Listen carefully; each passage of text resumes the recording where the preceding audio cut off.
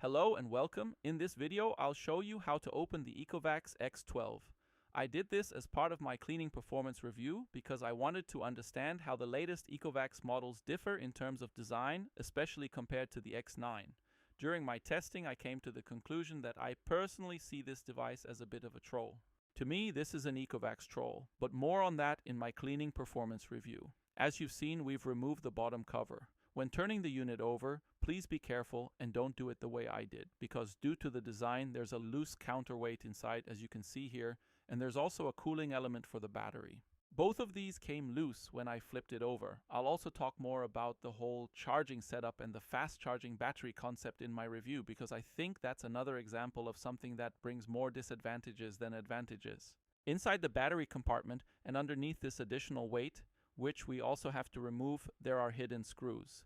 Under each weight, there's a screw that becomes accessible once removed.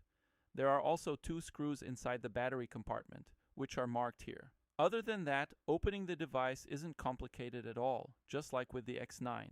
That model was also very easy to open. Next, we remove the recessed screws at the back near the dirty water tank. There are 4 more screws there that need to come out. Lastly, we remove the bumper. It uses those typical small screws that many manufacturers use. At the front, there are also retaining clips and also some next to the dustbin enclosure. I've included footage from my X9 teardown because I think that method worked better than what I did here with the X12.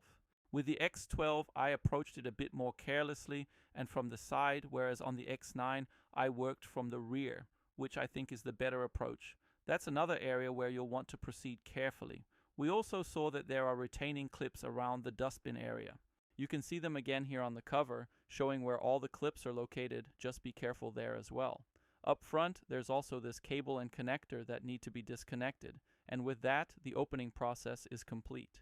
Here are a few final impressions. We can see that the internal design has changed quite significantly compared to the X9. For example, the suction motor has moved to the opposite side. There have also been changes regarding the mopping module.